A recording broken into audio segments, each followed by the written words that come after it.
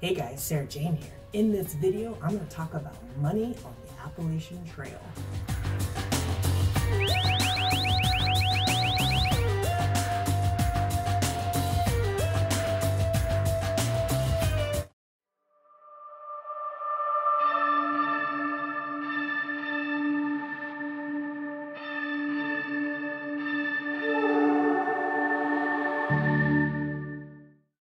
Now in this video, I'm not going to talk about the right or wrong way to do this. I'm just going to talk about how I'm going to do this. So, how much do you really need to have a successful thru hike on the Appalachian Trail? I don't really know. But they do say $1,000 per month while you're out there. And if you're planning to do this thru hike in 5 to 6 months, you need about $5,000 to $6,000, so they say. But I 100% intend on doing that for way less. It does still kind of blow my mind because I don't even spend that much a month off trail, but I do understand the reasons why. So what does this $1,000 per month provide? Think about gear replacement. Of course, you are buying new shoes while you're out on the trail. If your trekking pole breaks, what if something happens with your tent? What if someone steals some of your gear? What if you lose something? Be prepared to either go without or replace that gear item. Also, you need to account for any kind of injury layup. So if you are in town and say you sprain an ankle and you need to get off trail for a few days to nurse that, whether you stay in a tent or you stay in a hotel or a hostel, just be ready and prepared for financial stuff like that. Also, hotels and hostel stays, those aren't free. You gotta think about your resupply while you're out on trail. And if you have reoccurring monthly bills that you still need to take care of while you're on trail. Are you going to be going out to eat a lot? I don't really go out to eat a lot anyway, so maybe I'll do a little of that, but I don't predict too much of it. Think about shuttles and taxis into town. Not every trailhead dumps you out into a town. Sometimes you have to hitch or take a shuttle or a taxi to get into those towns. Think about the cash on hand. People say anywhere from $60 to $100 cash because not all shuttles, taxis, hostels take your credit or debit card, so be aware of that. And the unpredictable family emergencies. If you do need to get off trail to handle something back at home, whether it be with family or just your house or any kind of unpredictable I need to get off trail kind of emergency. I will be planning actually something just like this. My daughter is expecting and I'm pretty excited about that. I will be a grandma and she will be, her due date's pretty much right in the middle of the summer, somewhere in July. So I will be getting off trail for a couple weeks and either taking a train or a bus. Not really a fan of flying anymore, so probably a train. Florida to be a part of that because I will not miss that. I'm gonna be a grandma. So the $6,000 is pretty much while you're on trail. If you're lucky enough to already have a pretty sweet gear setup, you don't need to worry about budgeting for new gear. I did not, so I have budgeted about $3 grand for gear. Went a little over that because I am leaving in the winter months and I just need to be prepared there. Can you do it for less? Of course you can. Some of the stories I hear out there, people say they wish they actually, instead of trying to go for the cheaper brand, they wish they did actually spend the money on the better brand because they ended up needing to make that purchase while they're on trail anyway. To me, gear wasn't something I was going to cheap out on. There are some places where I did curve and save on the gear, but not the big three and the essential things. Also, I'm not just buying multiple pieces of gear. I'm researching it and knowing exactly what I want, going and looking at the items and just really narrowing it down so I'm not having to purchase more than one item because the first one didn't work out or something. So I was able to narrow down my gear without buying multiple pieces.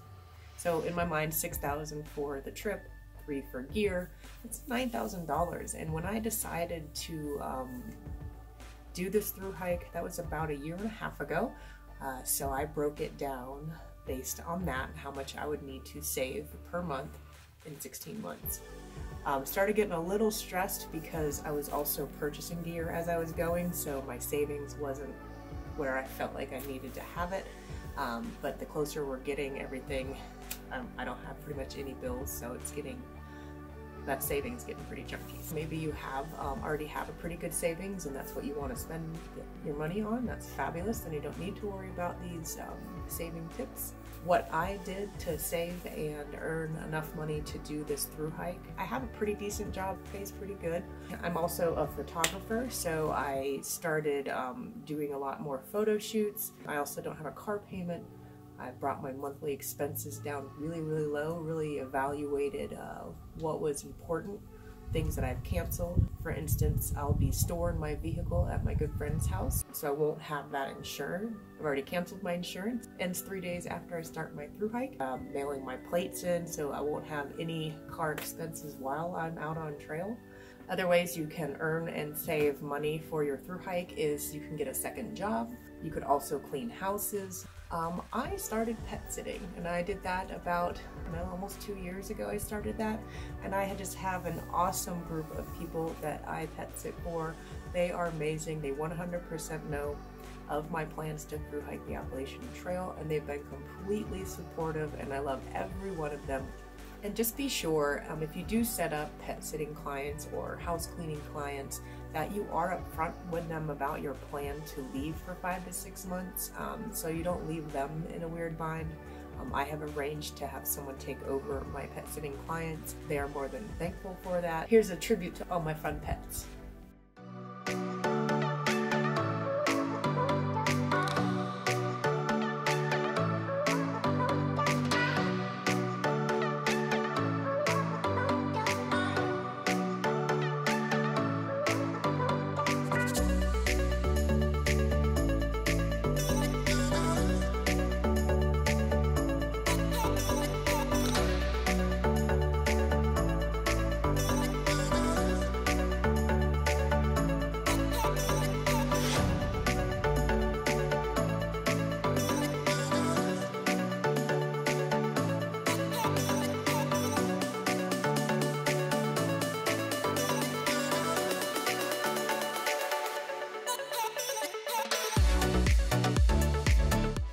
Can your thru hike be done for less than $6,000? You betcha. Frugal corner. We'd spend $30 at a sweet tavern, a big old juicy burger and some fries on the side with a couple draft beers maybe, or Coca-Cola. I'd rather spend $8 at the dollar menu and fill up. I don't eat fast food anyway, so I'm excited to indulge out there. Maybe you get a whole pizza to yourself too. Just many different ways that you could stretch that dollar. And then every once in a while, yeah, go get that burger at the tavern and a beer. It's gonna be great. And save, save, save every penny you possibly can. I've only spent money on food, bills, and preparation for this hike. Also, REI has garage sale items, pretty much where you'll find items that have been returned or exchanged for other items, not because they're bad, just because they didn't work right for the person. There's a couple things I've returned. I'm like, man, someone's gonna get a sweet deal. Such a great item, but just wasn't exactly right for what I'm doing. I'm a pretty frugal person, but I did not do super frugal shopping when it came to my gear, but you can. A lot of the Goodwills have, and I pointed this out in the video before, a lot of Goodwills have the dry fit shirts. There's one actually, this is actually a Walmart shirt, so that'll be coming with me. This is not a Walmart shirt though, it's a merino wool, and I predict wearing it every day. There are ways to save on gear. You could join Facebook yard sale groups, hiking yard sale groups. There's a bunch of them out there. That's actually where I purchased my tent and my backpack. The tent was gently used 3 times, and I got a pretty sweet deal on a Big Agnes Fly Creek UL2. And my Offspray Aurora 50 women's version was an absolute steal. It was brand new, tags on it, still in the bag, for $150. Super savings. This concludes the Start series completely. This was the last topic. My thought process for this channel would be, once my thru hike has been completed and all those videos have been done and uploaded, I was half thinking about doing the end series and literally revisiting each topic that I discussed in the Start series, but with more of a thru-hiker twist and experience to it. One last thing. Tell your bank before you leave about your journey so there's no weird suspensions on your account. I intend to go in there about a week or two before I leave and tell them all about it. Anyways, guys, thank you so much for watching. Thank you so much for all your support and comments. It means so much to me to share this information that I've been learning in preparation for my 2019 thru-hike. If you have any questions or comments, please put them in the comment section below. I always say this, I am extremely eager to read what other people think, and if they have any other input they wanted to add to the content of this video, I like seeing what other people are doing, and I'm curious to see how the people are saving for this trip. This is just my way of doing it, so thanks for watching, guys.